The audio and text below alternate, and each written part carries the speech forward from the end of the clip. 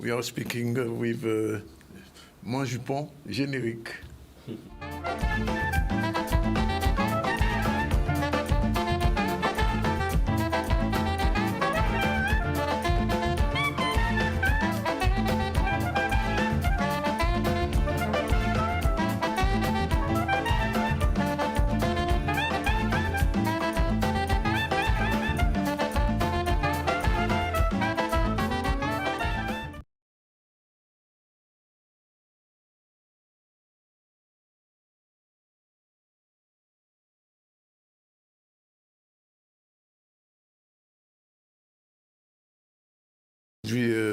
Mon Jupon nous a dit que nous sommes le 10 mai, et le 10 mai c'est période mémorielle. Mon Jupon, bien bonjour.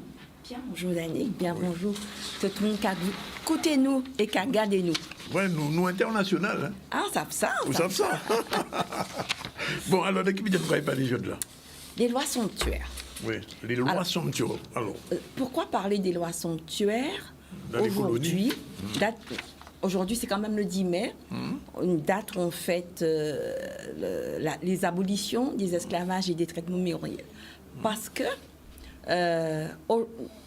tout le mois de mai, Danick, c'est un mois de résistance. Nous avons dit mois de mai, mois. Oui.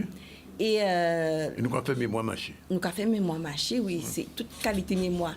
Et j'ai voulu présenter ces lois somptuaires pour montrer à quel point le costume est un élément de résistance. Donc, opposer une loi qui interdit et un élément du costume qui vit malgré lui, qu'il vit vaille que vaille, qui vit à travers toutes les transgressions à la fois du Code noir et législatives. Donc aujourd'hui, le costume, il faudrait qu'on puisse l'entendre, pas comme un élément qui va nous habiller, mais comme un élément de la lutte, comme un élément des résistances. Aujourd'hui, on va parler du costume résistance. D'accord. Et donc, c'est de la période esclavagiste à post-esclavagiste. Absolument, absolument. Et pourquoi costume résistance? Parce que la résistance a vu différentes formes. Et souvent, on parle des formes les plus visibles, les plus violentes, comme le marronnage ou autres. Mais les esclaves, les hommes et les femmes qui ont été réduits en esclavage ont résisté en criant. Ils ont résisté en priant. Ils ont résisté en dansant leur corps. Ils ont résisté en créant ce costume et ces coiffes que nous portons. Donc, c'est un acte de résistance. Et aujourd'hui, particulièrement, plus que les autres fois, le costume, il faudrait que pendant tout le mois de mai, qu'on puisse le percevoir, l'entendre et le comprendre comme un élément qui a marqué le début des résistances. Alors, justement, ces lois somptuaires, quelles ont été leurs conséquences pendant cette période esclavagiste? Avant tout, la définition d'une loi somptuaire, c'est une loi qui vous impose votre façon de consommer, votre façon de vous habiller, votre façon de vivre. Donc, tu imagines une loi qui te dit tu dois porter ci et pas ça. Donc, les lois somptuaires dans les colonies étaient surtout à l'endroit des libres de couleur en leur indiquant leur façon de s'habiller, surtout pour ne pas vivre, s'habiller et se comporter de façon qui pourrait les rapprocher de la classe dominante, la classe des esclavagistes et des colons. Donc, une loi qui leur interdisait tout simplement de porter tissu fin, de porter robe cousue et créée, de porter dentelle, de porter chapeau, de porter bijoux.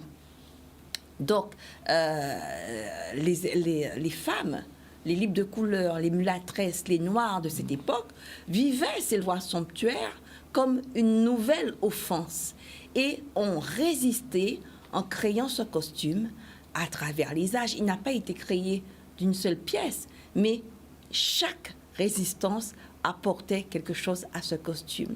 Ce costume n'est pas d'une année, mais il faut bien comprendre qu'il est la résultante, la conséquence, l'agglomération, l'amalgame de modes qui se sont suivis les unes aux autres, qui se sont agglomérés, qui se sont ajoutés. Et surtout, la volonté farouche de ne pas être nu. Donc, c'était pour eux une nouvelle forme d'existence, d'esclaves arrivés nus pour être aujourd'hui des personnes qui pouvaient s'habiller et qui défiaient les lois somptuaires. Et donc, ces lois somptuaires, je vois, ont été édictées en 1785, c'est ça? 1785, on les trouve aussi dans la littérature sous la forme de loi Tignon. Et loi Tignon, oui. Voilà, on la trouve souvent comme ça. Oui. Et la coiffe que je porte, je l'ai un petit peu trouvée dans l'iconographie. Le costume et les coiffes. On va un petit peu rapidement parler des coiffes. Oui, bien sûr. Oui, parce que les femmes noires, les libres de couleur, avaient interdiction de porter le chapeau et de se couvrir la tête. Et à l'époque, il était inconvenant de sortir tête nue. Donc, la coiffe a été créée à partir d'une indienne pour pouvoir se couvrir la tête, et un nouveau pied de nez aux lois somptuaires qui leur interdisait le chapeau. Donc, la coiffe aussi est un élément, un élément de rébellion, est un élément de résistance. Oui. Et surtout, par exemple, la coiffe comme je porte, il a une coiffe des révolutionnaires. Oui. Donc, mais les hommes portaient des choses aussi. Absolument, parce qu'il n'était pas convenant de sortir tête nue. Donc, lorsque tu avais la tête nue, tu n'étais pas quelqu'un de convenable. Donc, les hommes se couvraient aussi la tête. Alors, les réactions face à cette interdiction, puisque, bon, ces lois somptuaires tombent en 1785, ce sont, tu l'as dit, le costume, progressivement, c'est un élément de résistance. Tout à fait. Alors, comment les gens vont, nos ancêtres, à cette époque-là, vont manifester leur résistance? En créant le costume, mais parallèlement, tu crées un costume, tu le portes, tu vas en prison, tu es sanctionné. Oui. Parce que quand tu défies une loi, tu es sanctionné.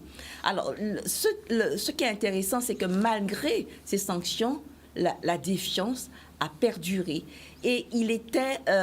les femmes, surtout les femmes, ont transmis à leur descendance cet acte de rébellion qu'est le costume. On transmettait le costume comme un acte de rébellion. On transmettait ce costume comme un acte où il fallait continuer à faire grandir. Donc, en conclusion, j'ai presque envie de dire à toutes les personnes qui regardent cette chronique, le costume, il ne faut pas oublier qu'il est cousu dans les fibres du refus, de l'acceptation des lois discriminatoires. Il est cousu de larmes, de pleurs. Il a été créé à travers cette nouvelle opposition. Et ce costume, il naît au nouvelle mode confluente et influente, j'ai envie de dire. Donc le costume a évolué au fil des temps, au fil des résistances, et surtout au fil des régimes. Voilà, et en face, il résiste plus ou moins au fil des oppositions qui sont en face. Donc, jamais les femmes n'ont accepté leurs conditions de servitude. Donc ça, il faut vraiment le garder en mémoire. Elles n'ont jamais accepté, et elles ont, tout au long de ce temps-là, opposé ce refus en créant des manières de détourner ces lois somptuaires. Donc aujourd'hui, il faut porter ce costume avec fierté. Parce que c'est le résultat de combat. De résistance. Il est cousu de larmes, il est cousu de sang. Il ne faut pas l'oublier. Ziek rêvé. Alors, Ziek rêvé, pas qu'empêcher coq continuer goumer. Tout à fait juste. Voilà. Merci en tout cas pour ce focus sur le costume. C'est la loi somptuaire de 1785 qui empêchait à nos ancêtres femmes de porter même des tissus fins. Femmes et hommes. De porter même des tissus fins. Tissus fins, oui. Bijoux, dentelles. Et quand même, ils ont pu résister. Et le costume, finalement, il arrivait jaune là. Voilà. Et tête Marie la papette. Il faudra un jour refaire un petit, on m'a demandé ça, refaire un petit focus sur les têtes marées, parce que j'ai appris qu'il y a plus de 50 manières d'attacher la tête. Alors, j'ai presque envie de dire qu'il y a autant de manières d'attacher la tête que de personnes qui attachent.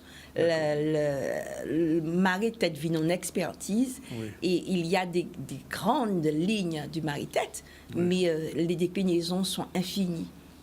Il faudra un jour revenir là-dessus. Je vais revenir dessus, surtout nécessaire. Pendant ce mois de mémoire. Oui, voilà. Merci en tout cas, Manjipon, merci José.